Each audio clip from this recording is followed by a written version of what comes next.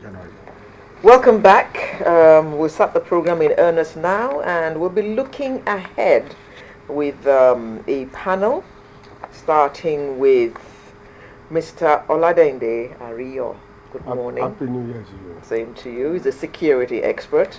And next to him, we have Mr. Lusoya Awoso, who's Special Assistant to the President, Public Relations. Good morning. It's my pleasure. And we also have Mr. Olusoya Uni, who is a member of the editorial board of The Nation. Well, he's normally known as Soya Uni. Thank you. Good morning. Welcome and thank you for joining us. Okay. Now, we're going to be looking at 2013. Of course, we can't look at everything that we're all hoping and praying for in 2013, but we'll just take a few areas which seem more important, well, which seem to be more in the front burner than some others. If you recall, 2012 began on a very rocky note. You remember the New Year gift that the president gave us, which resulted in us being on the streets and all that upheaval. We're happy that no such present came this year, and we're all looking forward to everyone going back to work, assuming that you haven't gone back to work yet immediately after the New Year, that you will be going full-blown back to work on Monday. Now let me begin with you, sir, Mr. Rio. Let's look at the appropriation bill.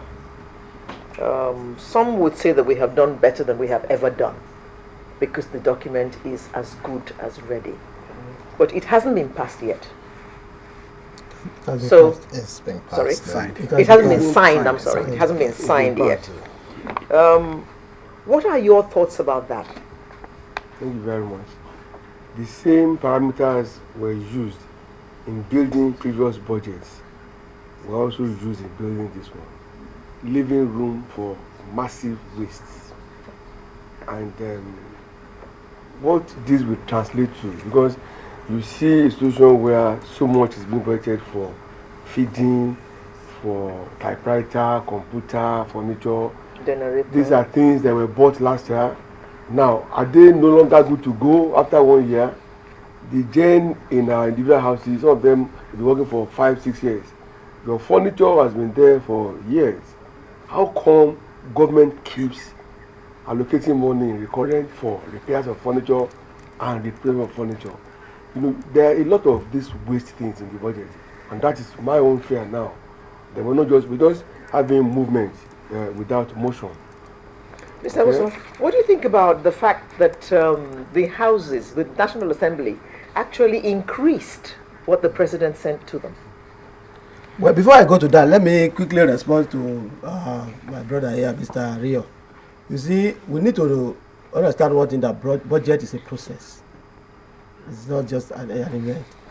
For instance, if a particular item was budgeted for last year, and money budgeted is not money released, and if money was not released for that particular item, because budget is a process, you can carry over to the next budget. And again, when you say budget is just a statement of intention, you don't have to. It's not. For instance, there was sometimes ago, about 3 days ago, somebody said, over so and so billion was allocated for a particular road, and when Chief Anini was there, but yeah, it was budgeted, but that money was not released, so you cannot prosecute the man.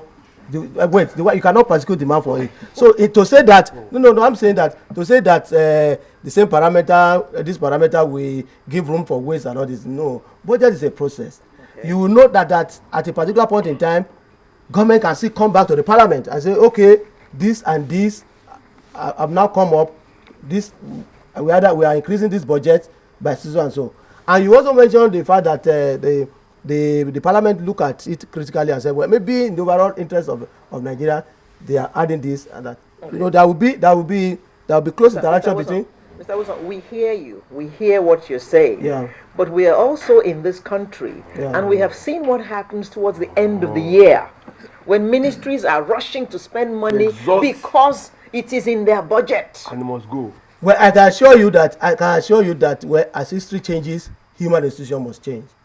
The change is coming to that particular area. I assure you, I will not come here and tell you things I do not believe in. I believe that changes are coming gradually into all aspects of our life, and changes is also coming to that area. When will the change When come? we are talking of the budget now, when we start to implement the budget, you will now see that it will no longer be the case of ministry rushing at the end of the year. And I've heard of those instances like that people rush at the end of the year. But you remember that at a particular date, specific instruction was given that at this particular date, every ministry must close shop. And the unspent funds returned. Returned. Yes. So that is, I mean, in the past, you won't have the directive like that. You didn't have directive like that. But now, last year, particular directive was given that at a particular date, all of you, whatever you are doing, you must close shop. And you say the Office of the Auditor General has also. Mr. Osam, are you saying on behalf of the federal government of Nigeria that all the monies that were not spent have been 100%. returned? Have been returned. 100%. Are you saying that they've all been returned? No, I cannot say it. I cannot say that here. It's still too early in the year. It is too early in the year. You see, one thing is this, that when directives are given, for instance, if you say return this, there are processes. You get the point now. But the most important is that the process you must commence the process, and the process must be ongoing.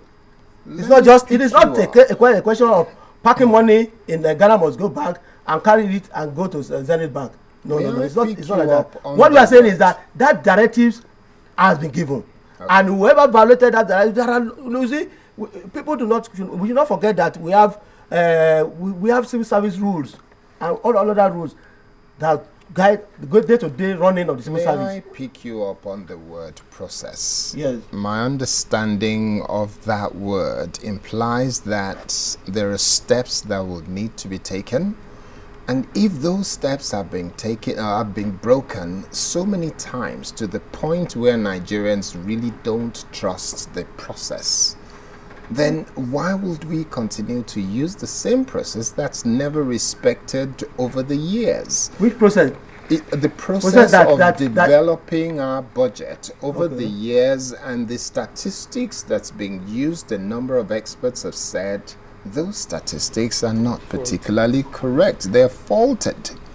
Are you saying that the federal government of Nigeria is so intelligent and so wise, and in their wisdom, no matter what the economists in Nigeria say, they will continue to use the same set of processes, and they will continue to do things the way they've always done it? Let me tell you what. Let me tell you what. In any discipline, there is no monolithic approach to doing things. If you are an economist, I'm an economist, I look at it from, we could be, our approach could be as a result of our ideological leaning. You get the point? It does not mean that I am wrong until we are able to prove beyond that I am wrong. You cannot sit down here and say that all the economists are saying the same thing. Not all. No.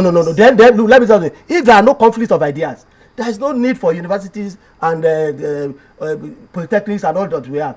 Conflict of ideas bring progress itself.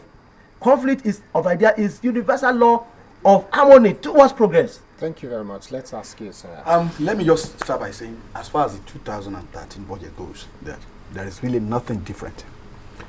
Let's start with, we are talking, the issue that's actually holding the budget up for before its signature now is the so-called budget benchmark. Obviously, the National Assembly has not resolved the question of the benchmark with the executive. The National Assembly jacked up the benchmark, the executive is not happy. That's still a sticking point. Now, you look at the total, he's talking about processes. I look at the whole process. It's amazing that we sit down here and talk year in, year out about this budget. The entire capital outlay in the 2012 budget is about 30%. Not even up to 30%, about 20-something percent, 26%. In other words, the whole apparatus of the federal government could not effectively implement 26% component that touches the life of every one of us. Now, where is the assurance that suddenly the same federal government has found the discipline, the will, that, you know, we can now rely and go home and sleep and say 2013 will be a marked improvement over 2012 budget. That's my own worry. You see, assurances are there. You know, the president the other day made assurances that this budget, this year, we're going to do so and so much. Oh, yes, we'll give it to him. Intentions are good. But then the reality is that what have you put on ground to show us that really you will do much? Because it took the threat by the National Assembly last year to sanction the executive before we got some actions in that area.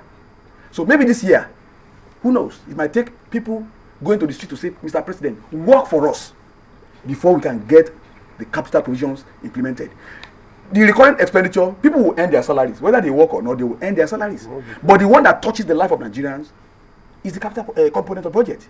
Are we sure that this year, and come to think of it, it's a very minor component of the entire budget. Very small. And yet, you cannot get it implemented. Okay, in his New Year message, the president did assure that all the programs and projects envisioned by this administration will be, will be actioned.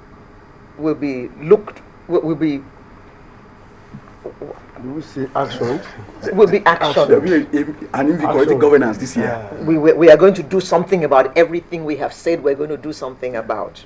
And one of those things from the day he was sworn in that he's been passionate about is the issue of power, which seems to be at the core of our very lives as a nation. Some time ago, he did say that we were now generating 5,000 kilowatts. And unfortunately, the transmission company came out and said at no point had we reached 5,000. The maximum was 4,300 or something thereabouts. What are your thoughts about power in 2013? Are there signs that power will improve? Because the president has said that by the end of this year, we should be having minimum of 18 hours of power per day. You see, you don't do the same thing the same way over the time and expect to get different results. Throwing money. And he's doing it differently this time. He's giving us a roadmap. You say we've had roadmaps over and over. President Obama just spent over $16 billion on the same problem. It brought us to nowhere. So, what ingenuity is not being brought to bear? I can't see it. All the roadmaps to power that we have seen, they are cosmetic dressings, so to say. The best we ever had was when Batinadi was the minister. But our generation has increased from 3,000 to 4,300. Praise God. 2005. Praise God. That's an improvement. See, for a nation of a nation of Yes, 160 million people, we are talking 4,000, 5,000. We are still very, very far from where we are going. Before you know, just one thing will happen. It could be water level. It could be just something, and they will say, "Hey, it has dropped back." That thing happened last week. Because there was total system failure last week. So there was no power so for anywhere. me, we're still dancing on the same ground. We're not ready to move. Mr. Wilson, what are your thoughts about power in 2013? Well, I think it's quite very amusing to hear Mr. Rio talk like this, because where Mr. Rio lives, I know. Oh, I know where he lives, and I know that in the last 2 weeks, I'm saying it clearly, that in the last 2 weeks they have taken light there not more than 3 hours. Where Mr. Wow, is please, that where is that? Where please let me land. I mean, tell us so we can all go and look for how to rent there. But that's one. And you see, before President Jonathan, we knew where we were. Nobody will sit down and tell you here that all the problems have been solved. But what you are saying is that there have been improvement. This improvement may not have gone round the country at the same level. I heard you last week saying that, giving kudos to the president, that you applied for meter, you got your meter without any hanky-panky. Thank God for that. That's an improvement there. And when you talk of the transmission company contradicting, no, you see, it is one thing to generate. It's another. What the transmission company says that what they have been able to lift, even out of that 5,000, is not more than 4,300 that you said. But it does not mean that we are not generating even as much as that 5,000. And again, at the stage that we are now, the 10 IPP has not come on stream. By the time it was the problem of gas. Now we are producing gas in excess of what we need. So by the time they come on stream, this first quarter of this year, obviously, there will be serious improvement in that area. And also, massive investment are also coming in that area. You also realize that a number of states, like even Lagos State, they are also building their own stuff. And when all this come, the aggregate of all this will definitely bring improvement. And I want to assure you that in the area of power, the roadmap that you said that we have never had a roadmap before. A clear cut. He said in other areas. Oh, in other areas. Okay. Yes. In this one, I believe that the government is serious about it. The government is committed, and there is improvement. This president is a president that says when he says I will do this, and he declared publicly, he said he will sanitize our electoral system. He did that. So I think pessimism gradually we should begin to substitute hope where we have pessimism. Okay, I hope I have the faith that he has. But let me say that as far as the power sector is concerned, I must first and foremost at least admit that a lot of progress has been